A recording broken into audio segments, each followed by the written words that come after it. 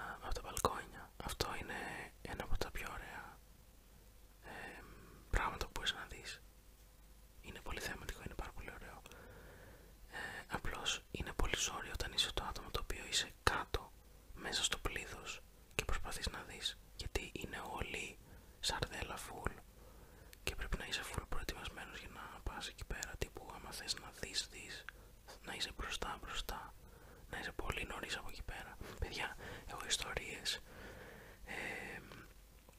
εντάξει έχουμε ακόμα χρόνο πολύ. Έχω ιστορίες από Πάσχα στην Κέρκυρα όταν ήμουν Λύκειο, που κυριολεκτικά πηγαίναμε και διανυκτερεύαμε, κοιμόμασταν στα τραπέζια από τις καφετέριες. Ούτε καν κοιμόμασταν βασικά, ξενυχτούσαμε από το προηγούμενο βράδυ, το βράδυ πριν, σε κάποια καφετέρια συγκεκριμένη ήταν που καθόταν περισσότερος κόσμος από τη δικιά μου γενιά εκείνη την περίοδο όταν ήμασταν Λύκειο. Αλλά μπορούσες να πας και σε άλλες προφανώς, αν είχαν τα τραπέζια τους έξω. Απλά η συγκεκριμένη καφετέρια τα είχε απλωμένα κανονικά, σαν να ήταν ανοιχτά. Δεν ήταν.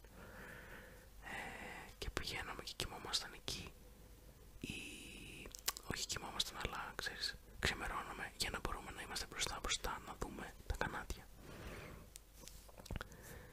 Και εγώ προσωπικά το είχα κάνει νομίζω μία φορά ή δύο. Δεν ήταν η φάση μου, γιατί εγώ απλά σηκωνόμουν νωρίς με τους γονείς μου και πηγαίναμε, οπότε δεν είχαμε θέμα. Από ένα σημείο και μετά δεν με ενδιαφέρει να σηκώθω να τα δω, γιατί απλά το είχα δει 500.000 φορές και δεν ήταν κάτι το διαφορετικό. Και επίσης ήταν κάποιες χρονιές που πηγαίναμε σε ταράτσες ή σε μπαλκόνια από φίλους ή γνωστούς ή κάτι τέτοιο και τα βλέπαμε όλα από εκεί, οπότε δεν χρειαζότανε. Και πλέον έχω αρχίσει να σκυπάρω τελείως το Πάσχα, δεν πηγαίνω. Αλλά ναι, γενικά είναι ωραία εμπειρία, αξίζει πάρα πολύ. Απλώς πρέπει να είσαι προετοιμασμένος full οικονομικά, γιατί θα τα δώσεις τα λεφτά σου.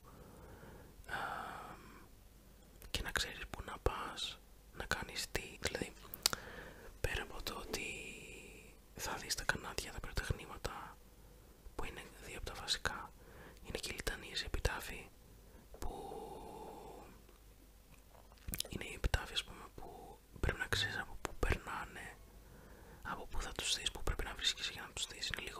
Είναι εύκολο βασικά να ξέρεις πού να πας, γιατί συνήθως είναι 2-3 δρόμοι, οι κύριοι δρόμοι που περνάνε οι περισσότεροι, δεν είναι τίποτα το τρομερό. Αλλά άμα δεν είσαι από εκεί, δεν ξέρεις, οπότε ξέρεις, πρέπει κάπως να βρεις έναν τρόπο να πας. Να βρεις έναν τρόπο να πας στο συγκεκριμένο σημείο που ξέρεις ότι θα περάσει. Τι άλλο. Εγώ προσωπικά, ένας από τους λόγους που σνοπάρω full το Πάσχα δεν είναι το Πάσχα από μόνο του ακριβώς, είναι ότι επειδή στο μυαλό μου έχω κάνει full, έχω ρομαντικοποιήσει full τις γιορτές γενικά, ασχέτως από το τι γιορτή είναι. Δηλαδή μπορεί να είναι Χριστούγεννα, μπορεί να είναι Πάσχα, μπορεί να είναι κάτι άλλο. Μπορεί να είναι, ξέρω εγώ, Halloween, που δεν έχουμε Halloween στην Ελλάδα, αλλά γίνονται στην Ελλάδα, στην Αθήνα και στη Θεσσαλονίκη, και μπορεί και σε άλλες περιοχές της Ελλάδας γίνονται πάρτι Halloween. Οπότε εγώ κάπως μπαίνω λίγο και στο vibe του να ντυθώ και όλα αυτά, ή και στα conventions όταν πηγαίνω, όλα αυτά. Το μυαλό μου αυτομάτως, ασυνείδητα και άθελά μου, τα ρομαντικοποιεί. Και δεν φταίω εγώ κυρίως γι' αυτό, είναι και τα social media που ξέρεις, τα βλέπεις όλα εκεί πέρα, και όταν έχεις και φίλους που είναι και είτε σε σχέσεις είτε οτιδήποτε, ξέρω, ας πούμε, και αυτοί κάπως σου δείχνουν ότι αντιρομαντικοποιημένο είναι όλο αυτό, τέλος πάντων. Οπότε κάπως το είχα συνδέσει έτσι όταν ήμουν μικρός, και επειδή περνούσα δύσκολα, τέλος πάντων, για διάφορους λόγους, ασχέτως από το ρομαντικό κομμάτι, είχα άλλα θέματα και περνούσα δύσκολα εκείνη την περίοδο, και σε συνδυασμό με το ρομαντικό κομμάτι απλώς μου έχει δημιουργήσει αυτή την απέχθεια για αυτές τις 2 εβδομάδες του Πάσχα, που δεν θέλω να είμαι καθόλου στην Κέρκυρα. Ξαναλέω, δεν είναι το Πάσχα σαν Πάσχα, είναι απλά ο κόσμος, ότι δεν μπορώ εγώ σαν άνθρωπος να βρίσκομαι εκεί πέρα μέσα σε αυτό το πλήθος, ή στην Κέρκυρα γενικά εκείνη την περίοδο, γιατί απλά δεν μπορώ τον κόσμο, δηλαδή με πιάνει το social anxiety, και πώς θα το εξηγήσω, δεν είναι ότι φοβάμαι μέσα στο πολύ πλήθος, είναι απλά ότι με πιάνει ένας πνιγμός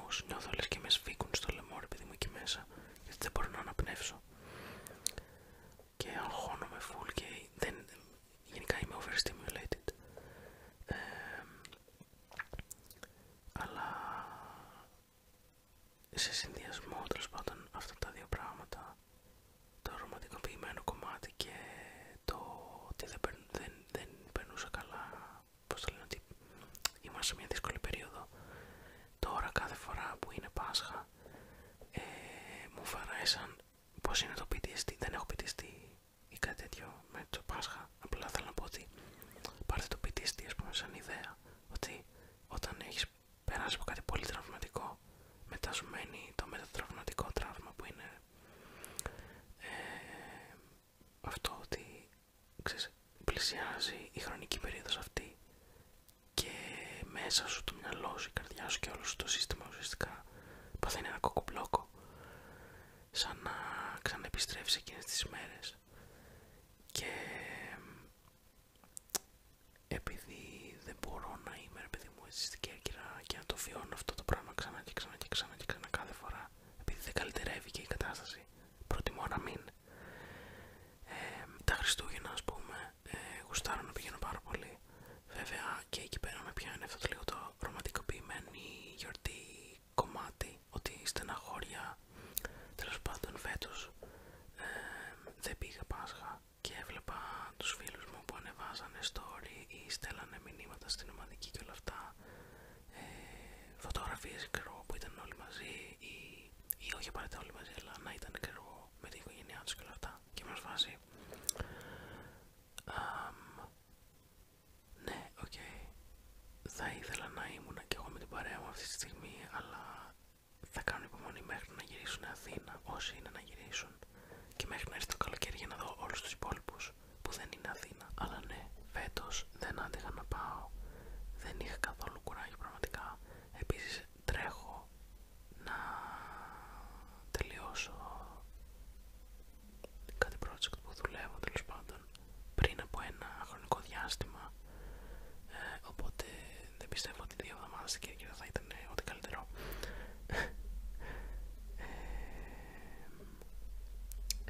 Και ένας από τους λόγους που γενικά δεν θέλω να γυρνάω συχνά στην Κέρκυρα είναι η ψυχολογία μου. Είναι ουσιαστικά όταν έχεις ρε παιδί μου τραύμα που σου έχει συμβεί σε μια περιοχή συγκεκριμένη και μετά όταν γυρνάς σε αυτή την περιοχή απλά σου χτυπάει στο μυαλό ότι πω έχει γίνει αυτό, αυτό και αυτό, ή όταν γίνεται κάτι καινούριο. Και στην Κέρκυρα γενικά η φάση είναι λίγο κούκου, δηλαδή μου έχουν συμβεί πάρα πολλά πράγματα, insane πράγματα τα οποία δεν θα σας πω, δεν χρειάζεται να ξέρετε, αλλά ναι, απλώς σας δίνω, όλο αυτό είναι ουσιαστικά εγώ να σας δίνω context στο γιατί δεν πηγαίνω στην Κέρκυρα τις γιορτές κυρίως.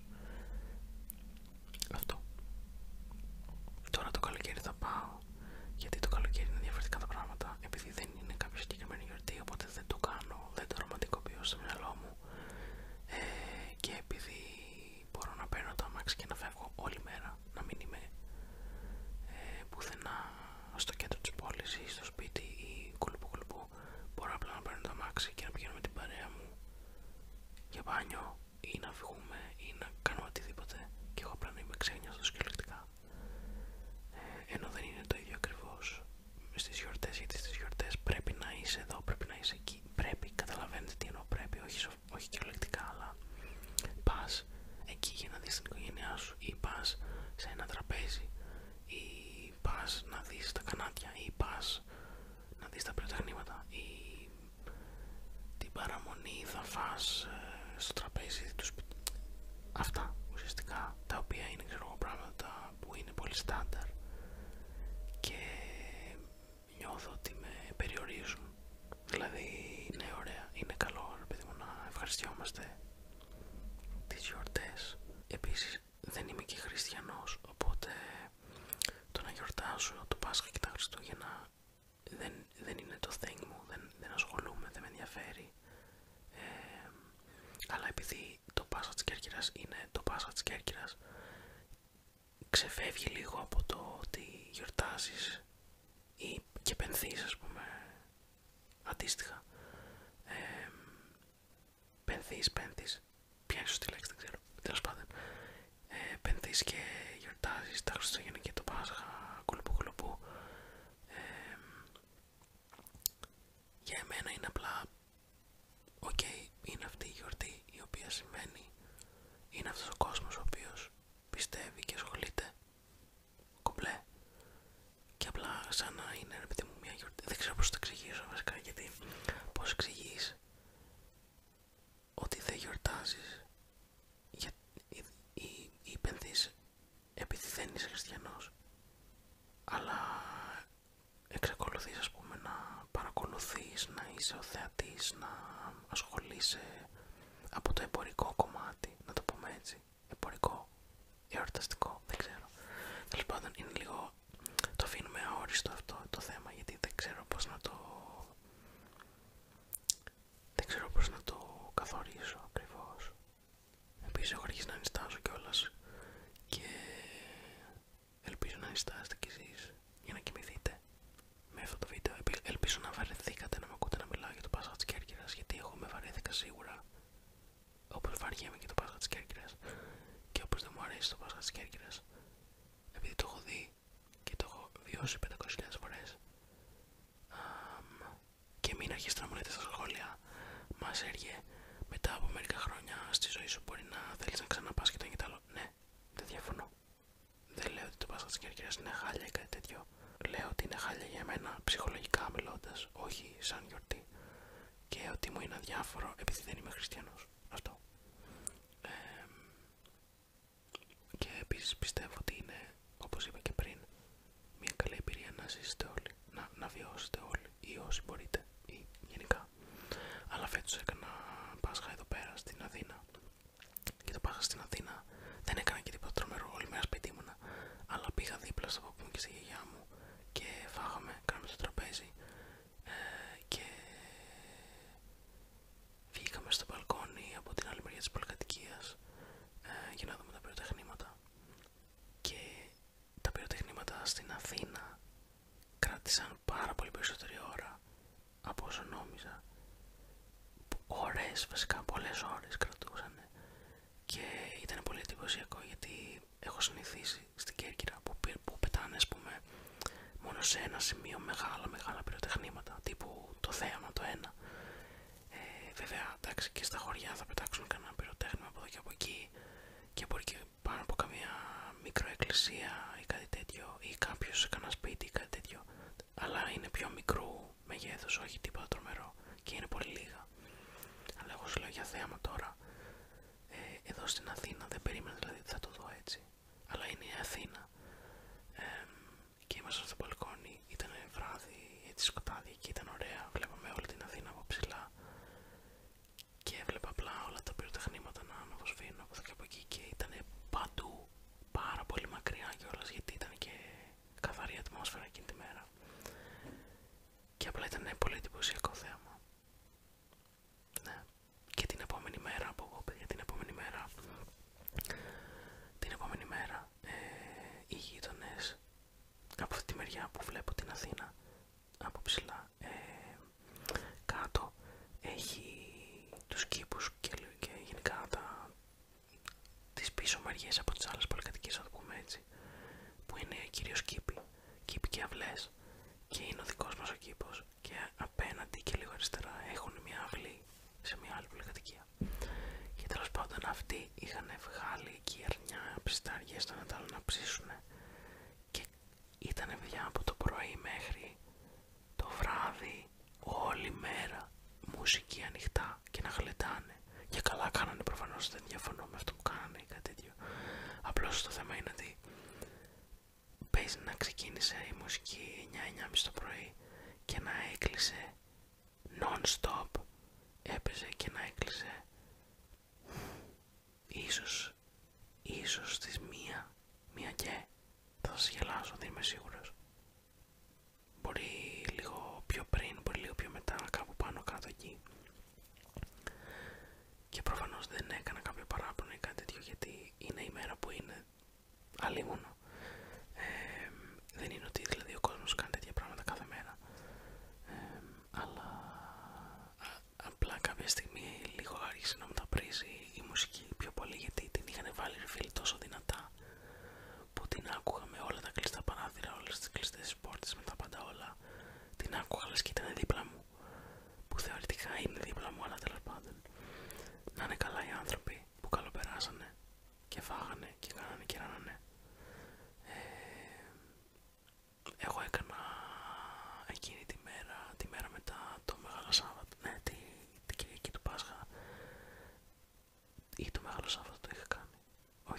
Πάσχα, την Κυριακή του Πάσχα, που ήταν και αυτοί που είχαν βάλει τη μουσική. Εγώ απλά έκανα όλη εκεί το σπίτι, ολικό καθαρισμό τύπου full, τα καθάρισα όλα, σκούπες, ξεσκονίσματα, απολυμάνσεις, το ένα τα άλλο, πιάτα, τα έκανα όλα. Δεν ξέρω τι με είχε πιάσει, αλλά τα έκανα όλα. Μάλλον απλά επειδή δεν είχα να κάνω τίποτα άλλο και μου λίγο σφάση, οκ, μουσική έχω από τους δίπλα, οπότε ας κάνω κάτι, ξέρω. Δεν έχω κανονίσει να κάνω κάτι με κανέναν, γιατί δεν έχω τόσους φίλους εδώ αυτή τη στιγμή. Οι περισσότεροι έχουν φύγει και όσοι είναι εδώ είναι με τους δικούς τους ή δουλεύουν. Οπότε απλά ήμουνα με το παππού μου και τη γιαγιά μου και φάγαμε και μετά καθάρισα το σπίτι. Οπότε αυτό ήταν το Πάσχα μου φέτος. Δεν το μετανιώνω, ήταν μια χαρά, εγώ καλά πέρασα. Ήταν και πολύ ωραία τα πυροτεχνήματα που το είπα ήδη, αλλά τέλος πάντων. Λοιπόν, έχει φτάσει το βίντεο 28 λεπτά, πρέπει να το κλείσω εδώ πέρα. Αυτά για σήμερα. Αισθάνομαι ότι αυτό το βίντεο είναι χάλια, γιατί είμαι full κοιμισμένος και δεν μου έχουν έρθει στο μυαλό όλα αυτά που ήθελα να συζητήσω. Ή μπορεί και να μου ήρθαν, δεν ξέρω. Θα το μάθω αύριο που θα ξυπνήσω και θα με φάσει πω έπρεπε να είχα πει αυτό στο βίντεο, πω έπρεπε να είχα πει εκείνο στο βίντεο. Δεν πειράζει. A video for another time. Άμα μου έρθει κάτι. Αλλά σας είπα ότι κάνω τα βίντεο full αυθόρμητα. Απλά παίρνω μια ιδέα που την έχω γραμμένη κάτω σε ένα post-it και ξεκινάω να μιλάω αυθόρμητα πάνω σε αυτήν, όπως και να είμαι στη στιγμή. Τώρα είμαι κοιμισμένος δηλαδή, αύριο μπορεί να είμαι πιο ενεργητικός, μεθαύριο μπορεί να είμαι πάλι κοιμισμένος, όπως και να είμαι. Γιατί θέλω να είμαι όσο πιο αυθεντικός γίνεται. Βέβαια, το να αλλάζω μπλούζα και το χρώμα του κρεβατιού για να φανεί και καλά ότι άλλαξε λίγο όχι το περιβάλλον, αλλά ότι δεν είναι επειδή μου το ίδιο πράγμα το προηγούμενο βίντεο, δεν είναι τόσο αυθεντικό. Αλλά σας το λέω live ότι το έκανα γιατί δεν ήθελα να φαίνεται το thumbnail και όλο το βίντεο identical με το προηγούμενο. Ελπίζω να με καταλαβαίνετε. You better. Αλλά ναι, αυτά για σήμερα. Καλή συνέχεια, πάω να κοιμηθώ γιατί